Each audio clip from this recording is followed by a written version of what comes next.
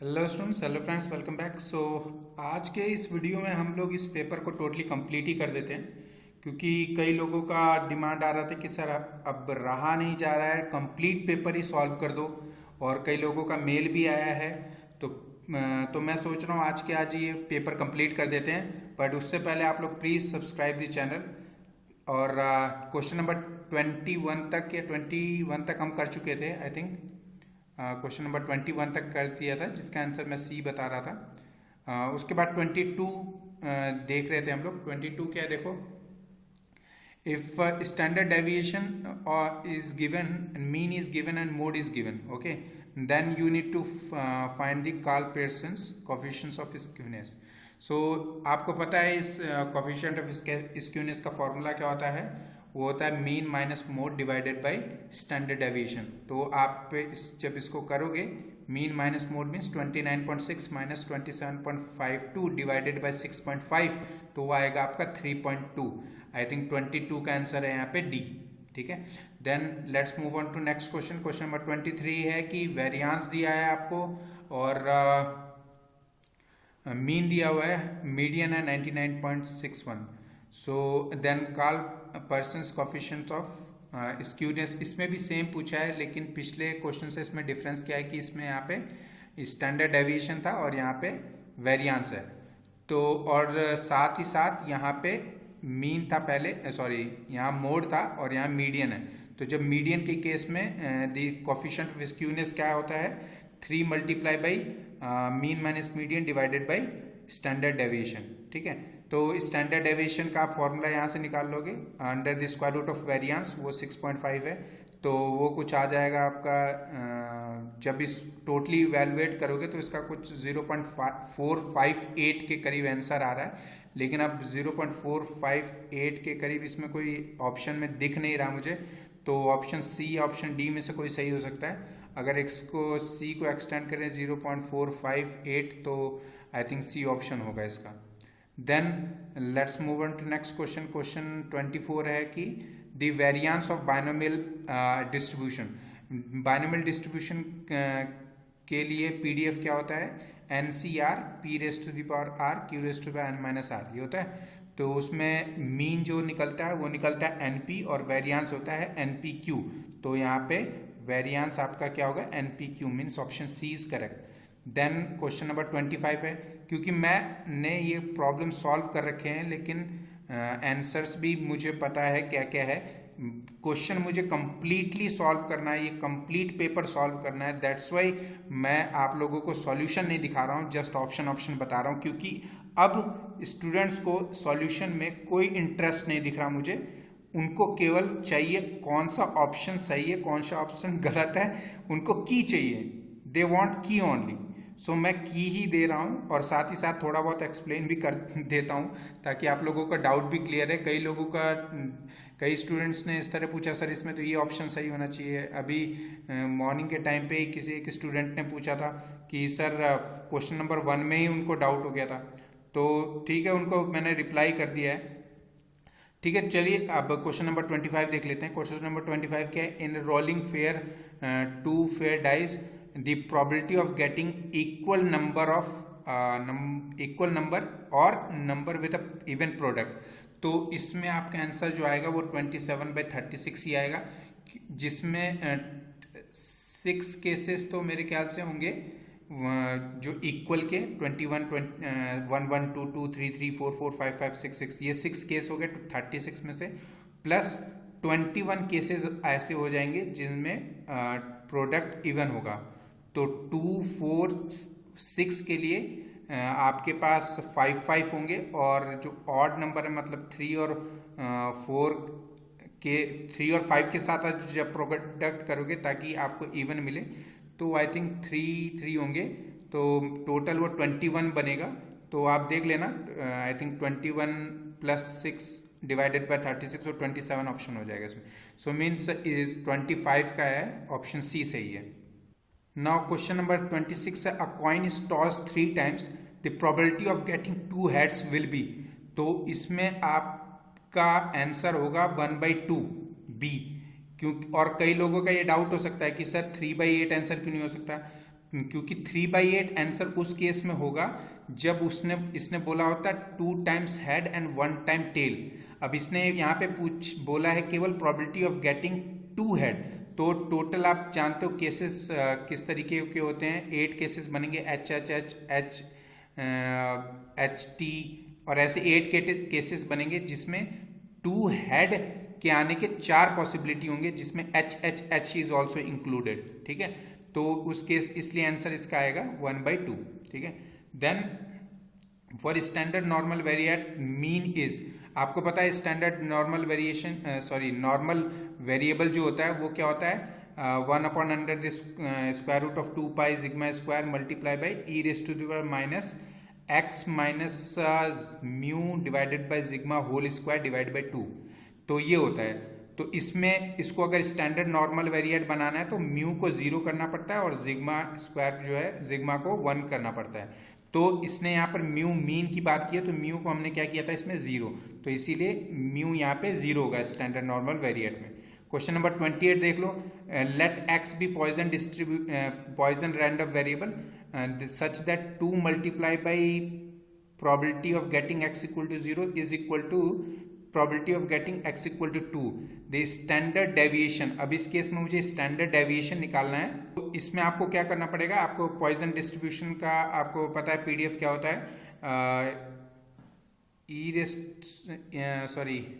Lambda raise to the power x e⁻ lambda upon factorial x, ये होता है।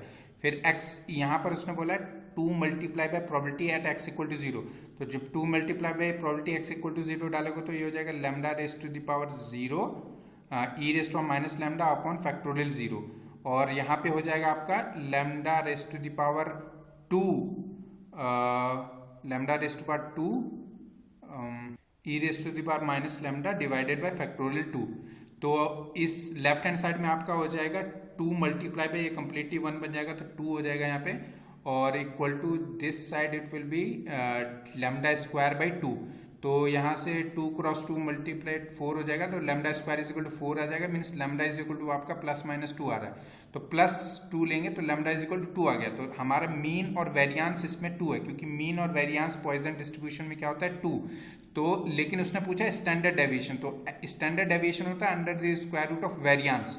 अब इस आंसर आना चाहिए √2, लेकिन अब इसमें आंसर ऑप्शन में √2 नहीं है, तो इसका मैं कुछ कह नहीं सकता। ठीक है, देन क्वेश्चन नंबर 29 है। क्वेश्चन नंबर 29 में भी अगेन पॉइजन डिस्ट्रीब्यूशन ही दिया है, और x इक्वल टू के और x इक्वल टू k+1 पे बोला है कि दोनों प्रोबेबिलिटी होंगी वो सेम है। जब x इक्वल टू k+1 पे करोगे तो सिंपली आपका जो मीन है, मीन्स लैम्डा जो है वो मीन क्या आ जाएगा k+1, तो 29 का आंसर हो जाएगा C। फिर इन्होंने बोला 30 is in Poisson distribution if twice of p probability at x equal to 1 is equal to probability of x equal to 2।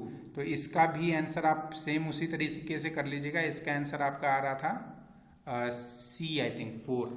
ठीक है, इसका आंसर आ रहा 4, सो इसका भी आंसर आ जाएगा 30, मीन्स 30 का आंसर आ जाएगा आपका C। ठीक है, 31 का similarly again Poisson, same type of question पूछा है यहाँ पे, और पॉइजन के डिस्ट्रीब्यूशन यहाँ पर पूछा है। पिछली बार इन्होंने पूछा था मीन, आई थिंक मीन पूछा था, यहाँ पे मीन पूछा था। ठीक है, इस पहले इन्होंने मीन पूछा था, और 32 में सेम क्वेश्चन है, 31 में सेम क्वेश्चन है, और इसमें उन्होंने वेरिएंस पूछ लिया है, और वो भी पॉइजन डिस्ट्रीब्यूशन का। तो मैं ये बता दूं पॉइजन डिस्ट्रीब्यूशन में मीन और वेरिएंस दोनों सेम होते हैं, तो मीन उसमें 4 आया था, तो इसमें वेरिएंस भी 4 ही होगा। तो 30 का आंसर C है, 31 का आंसर A है। ठीक है, ऑप्शन A सही है। 32 का देख लो, probability of having at least 1 tail in 4 throws of a coin. जब आप कॉइन को 4 टाइम्स थ्रो करोगे तो आपके पास टेल आने के कितने चांसेस हैं। इसने बोला एटलीस्ट वन टेल, सो इसका आंसर आपका आ जाएगा 15/6। क्यों? क्योंकि एटलीस्ट 10 बोला, तो आप ये इस तरीके से कर सकते हो कि 1 माइनस नॉट गेटिंग टेल। ठीक है, तो 1 minus not getting tail means आपके पास क्या आ जाएगा, और उसके लिए केवल एक ऑप्शन होता है H H H H। 4 बार h है, उसी में केवल टेल नहीं आएगा, बाकी सब में टेल आता है, तो इसीलिए 15/16 इसका आंसर हो जाएगा, मीन्स 32 का ऑप्शन ए सही हो जाएगा। ठीक है, then question number 33। Question number 33 ये क्या है आपके पास कि x² - 2 = 0 दे रखा है इक्वेशन, और न्यूटन रैप्सन मेथड से आपको शुरू करना है, और स्टार्ट कहाँ, इस न्यूटन रैप्सन मेथड से इस प्रॉब्लम को सॉल्व करना है, और स्टार्ट कहाँ से, x0 जो पॉइंट दिया है वो -1 दिया है। तो अगर देखिए 1 से शुरू होता है, क्योंकि यहीं से पता पड़ रहा है x² = 2 लिख दूंगा, तो x = क्या आ जाएगा, ±√2। तो अगर मैं +1 से शुरू कर दूंगा तो वो √2 की तरफ कन्वर्ज करेगा, और -1 से शुरू कर रहा हूं तो वो किसकी तरफ कन्वर्ज करना चाहिए, √-2 की तरफ। तो ऑप्शन सी इसका सही हो जाएगा। ठीक है, देन क्वेश्चन नंबर 34 में क्या है कि which of the following statement applies to the bisection method used for finding root of the function. Root find करने के लिए जब फंक्शन का रूट फाइंड करते हैं बाइसेक्शन मेथड से, तो इनमें से कौन सा जो है वो स्टेटमेंट अप्लाई होता है। हमें पता है कि it is faster than, no, first option is wrong, it is not faster than Newton Raphson. Newton Raphson से बिल्कुल फास्ट नहीं है, क्योंकि न्यूटन रैप्सन का जो कन्वर्जेंस रेट होता है वो 2 होता है। देन ऑप्शन बी है हमारे पास, guarantee to work for all continuous function. Option B यहाँ पर सही है, और क्योंकि आपके पास कोई फंक्शन दिया हुआ है, अगर आप पॉजिटिव नेगेटिव जो, अगर आप पता होगा आपको कि जो बाइसेक्शन मेथड है वो किसको फॉलो करता है, इंटरमीडिएट वैल्यू थ्योरम को। तो इंटरमीडिएट वैल्यू थ्योरम में आप पॉजिटिव लेते हो, नेगेटिव लेते हो, और अगर रूट उसके बीच में ऑब्वियसली 100% लाई करेगा तो हमारे पास कन्वर्जेंस की गारंटी रहती है। तो इसका ऑप्शन जो है 34 का वो ए बी हो सकता है। ठीक है, इसी क्वेश्चन में ऑप्शन डी दिया हुआ है कि converge with in a few iteration. ये स्टेटमेंट गलत है, क्योंकि जो आइट्रेशन जो होता है बाइसेक्शन मेथड में वो काफ़ी देर तक चलता है, तब जाके हमारे पास कन्वर्जेंस रिजल्ट आता है। इसी वजह से रेगुलर फाल्सी और न्यूटन रैप्सन मेथड यूज होते हैं, क्योंकि उनकी कन्वर्जेंस रेट हाई होती है, तो उनमें अप्रॉक्सीमेशन आइट्रेशन जो है वो कम लगता है। इस वजह से आपका जो 34 का आंसर है वो बी सही है, ऑप्शन डी यहाँ पे गलत है। देन इन्होंने पूछा है क्वेश्चन नंबर 35 की we wish to x² - 2 = 0 solve by Newton Raphson technique. Newton Raphson technique से ये क्वेश्चन को सॉल्व करना चाहते हैं। If initial guess is x0 = 1.1 से शुरू कर रहे हैं, अगर x0 1 लिया है तो सब्सिक्वेंट एस्टिमेट ऑफ x मतलब x1 क्या आएगा, तो x1 आपका आएगा ऑप्शन ए, मीन्स 1.414। आप करके देख लेना, न्यूटन रैप्सन का फॉर्मूला आपको पता होगा, वो क्या होता है, xn + 1 = xn - f(x(n) / f'(x(n). तो वहाँ पे मुझे x1 निकालना है, तो सिंपली आपको क्या करना है, x1 = x0 - f(x(0) / f'(x(0). ये करोगे तो आपके पास जो आंसर आएगा वो आएगा, क्योंकि मुझे x1 ही निकालना था, तो इसका आंसर आएगा आपके पास 1.414। ठीक है, 35 का आपका ऑप्शन ए सही है। देन 36 का देख लेते हैं। 36 में भी आपको सेम फॉर्मूला यूज करना है, लेकिन उसने पूछा है करेक्ट टू 3 डेसिमल प्लेसेस। तो करेक्ट टू 3 डेसिमल प्लेसेस आप जब आप इसको करोगे तो नंबर ऑफ आइटरेशन कुछ आपको करने पड़ेंगे। तो इसमें 36 का आंसर आपका जो सही होगा वो है ऑप्शन 36 का ऑप्शन बी सही है, 2.279। ठीक है, मेरे पास टाइम होता तो इन सभी का मैं आप लोगों को सॉल्यूशन करके दिखा देता, लेकिन सबको केवल की चाहिए, इस वजह से मैं भी मुझे इसी तरीके से करना पड़ रहा है। तो क्वेश्चन नंबर 36 का आपके पास हो गया ऑप्शन बी। ठीक है, क्वेश्चन नंबर 36 का ऑप्शन बी सही है। क्वेश्चन नंबर 37 पे आइए। The convergence of which of the following method is sensitive to start value obviously Newton Raphson method आना चाहिए इसका, क्योंकि आपको पता है f'(x0) अगर 0 हो जाएगा तो न्यूटन रैप्सन मेथड जो है वो फेल हो जाता है।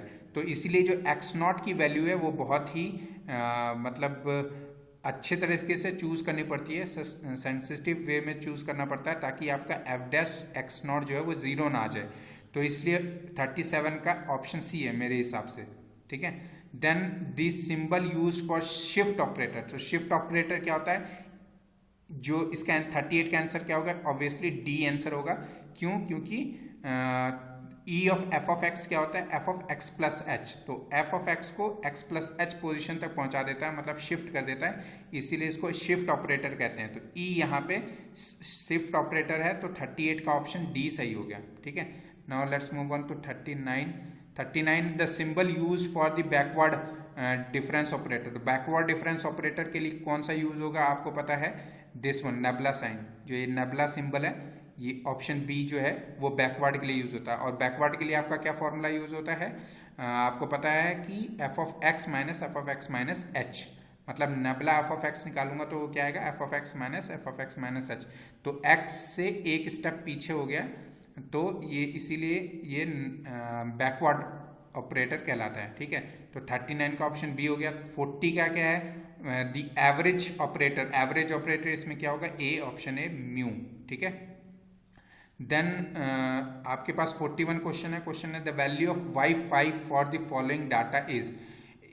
आपके पास y5 निकालना है और x और y का वैल्यूज दे रखे हैं। तो इसमें जो आप ऑप्शन आएगा 41 का आपका आंसर आएगा D, option D, means 71 is the correct answer. इसका आप करके देख लेना, कैसे करोगे आप बताओ। इसका आप कर सकते हो, दो तरीके हैं इससे कर सकते हो आप। एक तो फॉरवर्ड बैकवर्ड लगा सकते हो मेथड, और लैग्रेंजे इंटरपोलेशन भी लगा सकते हो। तो लैग्रेंजे इंटरपोलेशन लगाओगे तो उस पर ज़्यादा सही से आंसर जल्दी आ जाएगा। ठीक है, तो ऑप्शन डी मेरे ख्याल से इसका सही है। सो 41 का डी हो गया। देन 42 का देख लेते हैं। 42 क्या है, the missing term in the following table. अब इसमें मुझे टेबल दे रखा है और इसमें एक टर्म मिस है, जो y की value at x equal to 3, ये मिस है। तो इसकी वैल्यू मुझे निकालनी है। तो इसकी जो वैल्यू आएगी आपकी, वो आएगा 31, ऑप्शन ए। ठीक है, क्यों आएगा 31, क्योंकि नंबर ऑफ एंट्रीज कितनी है इसमें, 4। तो डेल जो क्यूब होगा ऑफ एफ वो कांस्टेंट होगा, और डेल रेस्ट ऑफ 4f जो होगा वो 0 होगा। फिर हम डेल की प्लेस पे क्या सब्सटीट्यूट कर देते हैं, e-1। फिर e-1 को एक्सपेंड करेंगे रेस्ट ऑफ 4 में। फिर उसके बाद जो भी वैल्यू आएगी y की, वो हम सब्सटीट्यूट कर देंगे और हमारे पास आंसर आ जाएगा ऑप्शन ए। ठीक है, तो 41 का ऑप्शन ए सही हो गया। सॉरी 42 का ऑप्शन ए सही है। ठीक है, 41 को तो डी था, 42 का ऑप्शन ए सही है। आओ फिर 43 देख लेते हैं। 43 क्या है, the value of y of 10 for the following data is. x और y दे रखा है, इसमें आपको निकालना है 43 का जो आंसर आएगा वो क्या आएगा आपके पास, ऑप्शन ए, मीन्स 44/3। इसमें आप सिंपली लैग्रेंजे लैग्रेंजे इंटरपोलेशन फार्मूला लगा के x की प्लेस पे आपको क्या सब्सटीट्यूट कर देना, 10। फिर आपके पास जो आंसर आएगा वो क्या आएगा, ए। तो लैग्रेंजे इंटरपोलेशन में कैसे लगाते हैं, x माइनस क्या आएगा, x minus 6, f of x equal to x minus 6, x minus 9, x minus 11 divided by 5 minus 6, 5 minus 9, 5 minus 11 multiply by 12, then plus x minus 5, x minus 9, x minus 11 upon 6 minus 5, 6 minus 9, 6 minus 11 multiply by 13। Similarly इन दोनों का कर लेना, और फिर जो x है x की प्लेस पे 10 सब्सटीट्यूट कर दोगे तो आंसर आपका आ जाएगा ऑप्शन ए, मीन्स 43 का जो सही हो जाएगा वो ऑप्शन ए हो जाएगा। Then let's move on to question number 44। 44 का क्या है, value of y5 for following. Same problem है, सेम तरीके से कर लेना है लैग्रेंजे से। आपका इसमें जो है ये स्पेसिंग इक्वल नहीं है, इसका मतलब इसमें फॉरवर्ड और बैकवर्ड नहीं लगेगा।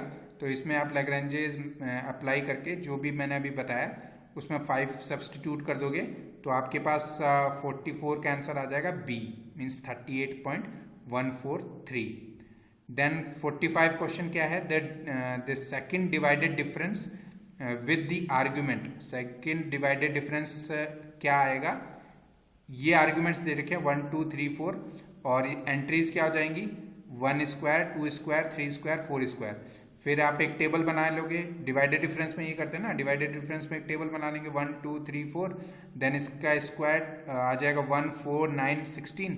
फिर आपको सेकंड निकालना है, तो सेकंड जो डिवाइडेड डिफरेंस है, डिवाइडेड डिफरेंस में पता है ना कि जैसे क्या है 1 4 9 16 आ जाएगा, तो 4 माइनस 1 डिवाइड बाई 2 माइनस 1 करेंगे।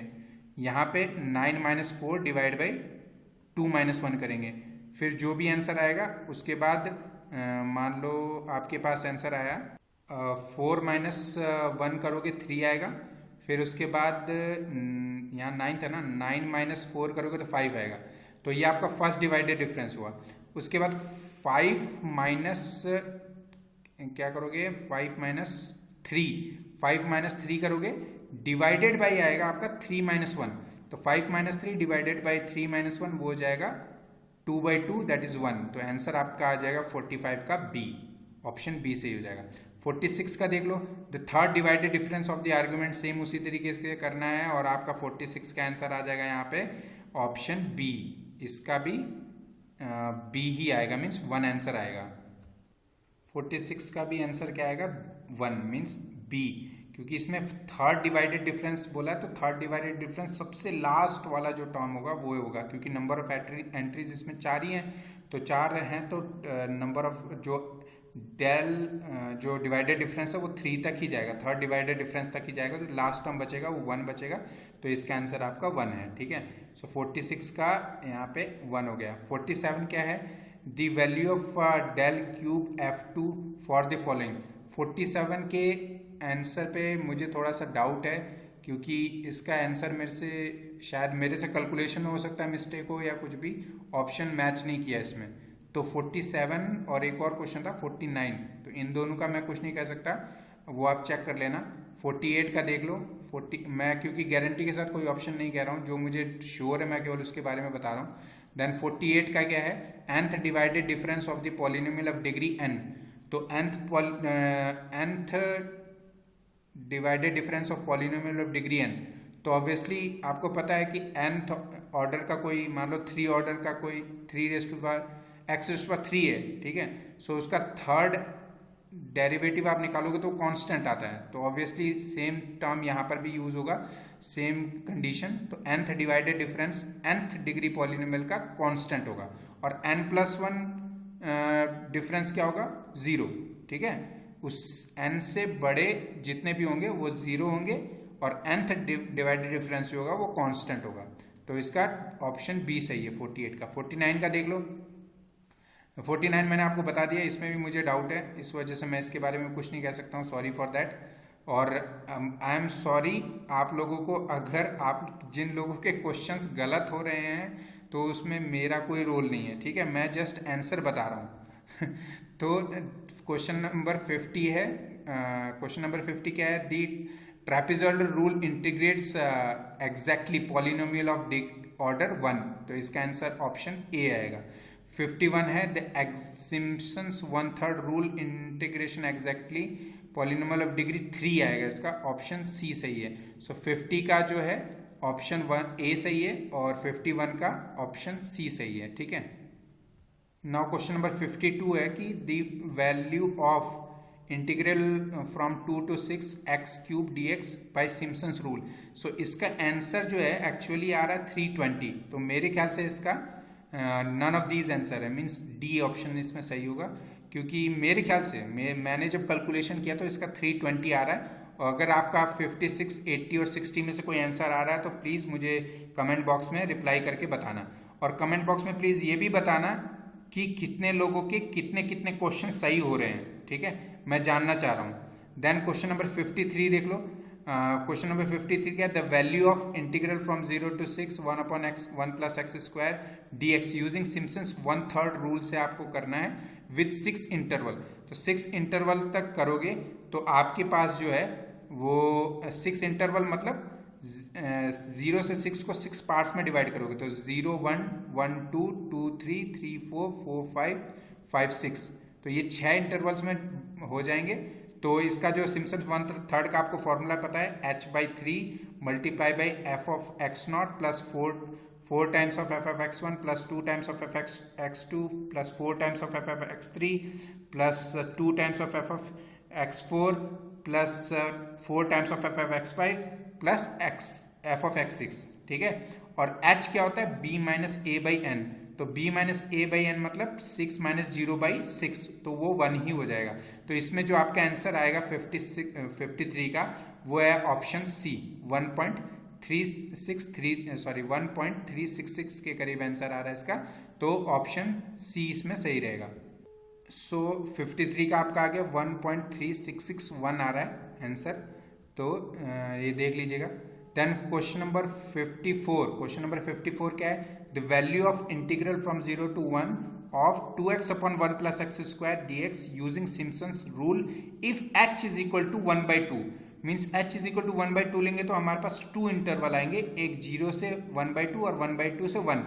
तो ऐसे आप इसको इंटीग्रेट करोगे, इसका डायरेक्ट रिजल्ट जो होगा, एग्जैक्ट रिजल्ट वो क्या होगा बताएं, ये आपका है 2x इंटीग्रेशन करोगे इसका 2x अपन 1 प्लस एक्स स्क्वायर का, तो वो क्या आ जाएगा log of 1 plus x square. क्यों, डेनोमिनेटर में फंक्शन है और ऊपर उसका डेरिवेटिव है, तो ये log of 1 plus x square हो जाएगा और इस पर लिमिट लग जाएगी 0 से 1, तो log ऑफ 1 प्लस 1 हो जाएगा 2 माइनस log ऑफ 1 माइनस 0 हो जाएगा 0, तो log ऑफ 2 आंसर आना चाहिए। एग्जैक्ट सॉल्यूशन इसका ये है, लेकिन इसने कहा है कि सिम्पसन्स रूल से मुझे निकालना है कि क्या रिजल्ट आएगा जब h इज इक्वल टू 1/2 लेंगे।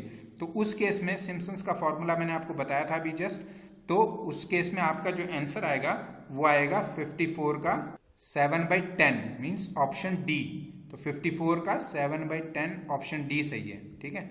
देन 55 का देख लेते हैं। 55 क्या है, the value of y 0.4 by using Euler's method. तो आपको इसमें यूलर्स मेथड यूज करना है, एक डिफरेंशियल इक्वेशन दिया है, यूलर्स मेथड का फॉर्मूला आपको पता होगा, वो क्या होता है yn plus 1 is equal to yn plus h times of f of x and yn। तो इसमें f of x and yn क्या है, ये x और y का मल्टीप्लीकेशन है, मतलब x एंड yn हो जाएगा, और h दे रखा है यहाँ पे 0.4, मतलब आपको 4 आइटरेशन तक का इसको करना है। 0 से आप शुरू कर रहे हो, x0 0 है तो और h 0.1 लिया है, तो पहले 0 से फिर पहले 0.1 निकालोगे, फिर 0.2 0.3 0.4, ठीक है। तो उस हिसाब से आपका जो आंसर आएगा 55 का वो आएगा ऑप्शन ए मीन्स 1.0611। सो 55 का ऑप्शन ए सही है। देन 56 का देख लो। 56 का क्या है, ये जो स्टूडेंट ने भेजा है फोटो खींच के, इसने थोड़ी सी गड़बड़ कर दी, इसने क्वेश्चन कंप्लीट दिख नहीं रहा 56 में, फिर भी इतना पता लग रहा है कि क्वेश्चन है the value of y of 1 निकालना है मुझे from the differential equation dy by dx होगा obviously equal to minus y by 1 plus x, y of 0 is equal to 2 and h is equal to 0.1। तो मुझे x not equal to 0 से शुरू करना है और 1 तक जाना है, और h इज इक्वल टू 0.1 लिया, तो ये आपके लिए थोड़ा सा लेंथी क्वेश्चन हो गया होगा। इसमें क्या है कि x naught is equal to 0, फिर 0.1 0.2 0.3 0.4 एंड सो ऑन करके 10 टाइम्स अप्रोक्सीमेशन तक जाएगा, मतलब y 10 निकालोगे तब जाके आपका y 1 पे वैल्यू निकलेगी। तो इसका आंसर जो आ रहा है वो आ रहा है ऑप्शन बी, ठीक है। तो क्योंकि हमने भी जो क्वेश्चन किया ये 4th 5th 6th अप्रोक्सीमेशन तक किया था, तो वो 1.4 के करीब आ रहा था और रिड्यूस हो रहा था धीरे धीरे, तो उस बेसिस पे हम इसका ऑप्शन बोल रहे हैं, ऑप्शन बी सही होगा, ठीक है। देन 57 क्या है, the value of y of 4 y of 0.4 using Picard's method इसमें अप्लाई करना है from the differential equation of dy by dx equal to x square plus y square, y of 0 is equal to 0। तो पाइकार्ड्स method में क्या करते हैं हम, y n plus 1 is equal to y naught plus integral from x naught to x f of x y n ये लेते हैं। तो इसी का जस्ट फॉर्मूले को यूज करेंगे यहाँ पे। आपके पास f of x and y n जो है वो ये है x square plus y square, तो f of x y n क्या होगा, x square plus y n square. तो n की प्लेस पे नॉट सब्सटीट्यूट करोगे, तो आगे जब वैल्यू सब्सटीट्यूट करके आपको जो आंसर आएगा वो आएगा 57 का a मीन्स 0.0214, ठीक है। वैसे 0.2133 आ रहा है, लेकिन अब ऑप्शन जो सबसे करीब है वो यही है, तो ऑप्शन ए इसमें सही हो जाएगा, ठीक है। देन क्वेश्चन नंबर 58 का देखो। क्वेश्चन नंबर 58 क्या है, the value of y of 0 to 5 places of decimal using, ये भी बाइकार्ड्स से करना है। क्वेश्चन दे रखा है dy by dx equal to x minus y और y of 0 is equal to 1। So इसमें जो 58 में आपका सेम फॉर्मूला यूज करेंगे जो पिछले क्वेश्चन में यूज किया था, तो इसमें आपका आंसर हो जाएगा 0.8374 मीन्स इसका ऑप्शन हो जाएगा सी। सी इज द करेक्ट आंसर। इसमें 58 का आंसर आपका जो आया वो सी आया। देन 59 में देखो, 59 में ये डिवाइडेड डिफरेंस का दे रखा है f of x naught x one x two. तो इसमें डायरेक्टली आपको मैच करना है, तो f of x one x two x naught ये सही हो जाएगा, क्योंकि इसको शिफ्ट करेंगे तो जैसे एक्स वन यहाँ आ गया, एक्स टू आ गया, एक्स नॉट यहाँ आ गया। अगर ये चीज़ फॉलो हो रही है तो वो डिवाइडेड डिफरेंस में इक्वल होता है, तो इसमें ऑप्शन ए सही रहेगा। एक्स नहीं होता है इसमें, तो ये ऑप्शन गलत है, इसमें ये भी गलत है। और यहाँ पे एक्स, ये जो ऑर्डर था ये डिस्टर्ब हो रहा है, यहाँ पे x naught x two x one है, आना क्या चाहिए आपका x naught x one x two, और अगर एक्स नॉट यहाँ ले जाऊँ तो x one x two x naught हो जाएगा, और एक्स टू पहले ले जाऊँ तो क्या आएगा x two x naught x one. तो ये सब सही होंगे, तो इसीलिए ऑप्शन ए इसमें सही है। क्वेश्चन नंबर 60 क्या है, del square. So del square आपका क्या होता है, E minus one, del is E minus one whole square means E square minus two E plus one. So option C is correct answer. Question number 60 का option C correct. Now question number 61 में क्या है, Fourier transform निकालना है exponentially decreasing function का, मतलब signal का, तो और साथ में यूनिट फंक्शन भी दे रखा है। सो ई रेस टू माइनस 80 यूटी, इसका डायरेक्ट आपका जो आंसर होता है 61 का आंसर आ जाएगा 1/a प्लस जे ओमेगा। तो 61 का ऑप्शन ए सही है। 62 के लिए देखो, 61 जो है वो वन साइडेड फूरियर ट्रांसफॉर्म निकाल रहे हैं, 62 में उसने टू साइडेड दे रखा है, दोनों साइडेड निकालना है, तो इसका जो आंसर आएगा आपका वो आएगा 62 का option B means 2a/a square plus omega square. ठीक है, हम दोनों साइड के लिए करेंगे, माइनस ए जो t greater than zero, t less than zero को करेंगे, फिर दोनों को ऐड कर देंगे तो हमारे पास b आ जाएगा ऑप्शन बी इसमें सही है। Bandwidth of the gate function, obviously इसका तो बी आंसर है, 1/t जो है हर्ट्ज होता है bandwidth of gate function. Then 64 is Fourier transform of the unit step function. So Fourier transform of unit step function आप निकालोगे तो क्या आएगा, pi del omega plus 1/j omega. In general 1/j omega होता है, 1/j omega, और complete function जब निकालते हैं Fourier transform unit step function का, तो ये भी आता है pi multiply by del, Kronecker's delta बोलते हैं इसको, डेल ओमेगा। ठीक है, देन क्वेश्चन नंबर 65 के पास 65 है आपका, find this function whose z transform is 1/z।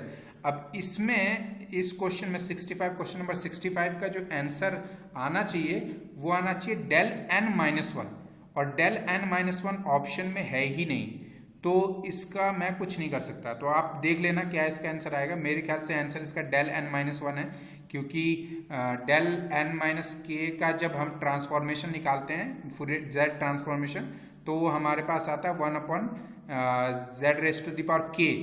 तो k की प्लेस पे अगर मैं 1 सब्सटीट्यूट करूँ, सॉरी अगर डेल n माइनस m का निकालता हूँ z ट्रांसफॉर्मेशन, तो वो हमारे पास होता है 1/z raise to the power m।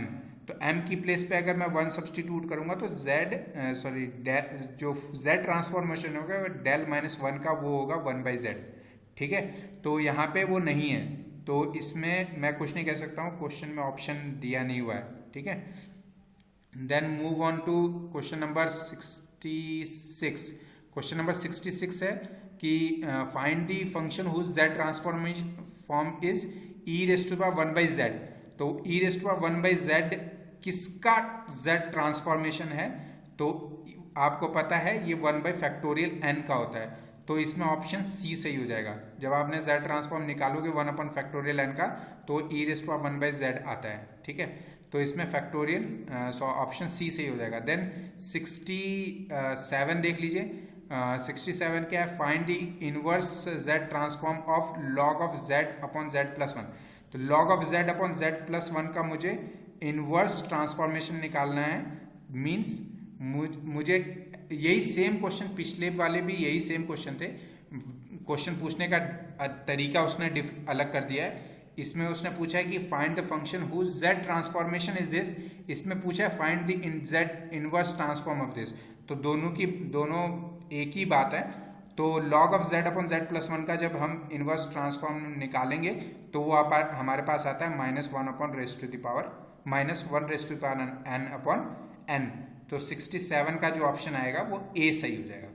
Then 68 देख लेते हैं। 68 क्या है आपके पास, find the order of the difference equation. So order of difference equation यहाँ पे आपका जो रहेगा वो 3 रहेगा मेरे ख्याल से, क्योंकि डेल की बजाय आप क्या सब्सटीट्यूट करोगे, डेल की जगह e-1 को फिर एक्सपेंड करोगे होल क्यूब को, तो e क्यूब आएगा, e cube y n multiply होगा तो e क्यूब वाई एन मतलब वाई एन प्लस 1 हो जाएगा, तो n प्लस 3 हो जाएगा। और जब उसको आप उसका कैरेक्टरिस्टिक इक्वेशन निकालोगे तो वो अल्फा क्यूब की टर्म में आएगा।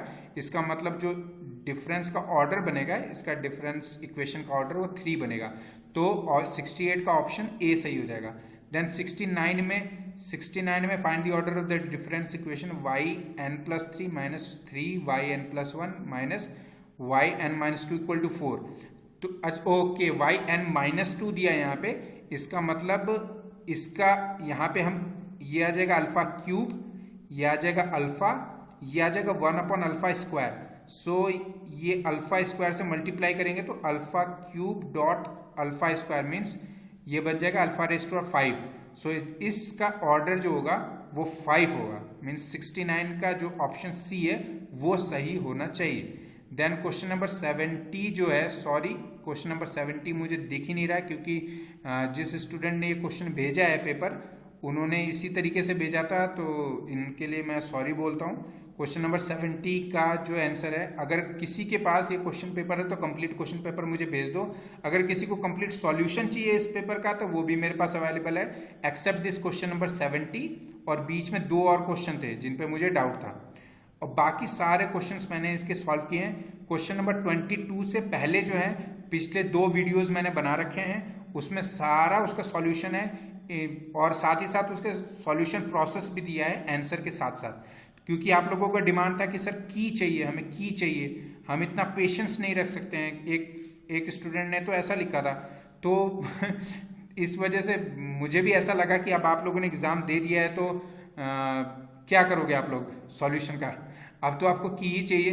तो इसी वजह से 37 minutes more than half an hour में कंटिन्यूसली बोले जा रहा हूँ। सो केवल आप लोगों के लिए।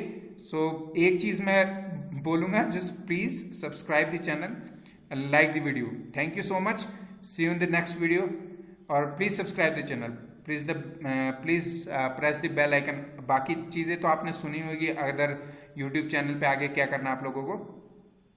तो थैंक यू सो मच, और प्लीज़ आप लोग बताइएगा कमेंट बॉक्स में कि किस किस के आंसर कितने कितने सही हैं, ठीक है, और कितने मार्क्स किसके कितने आ रहे हैं।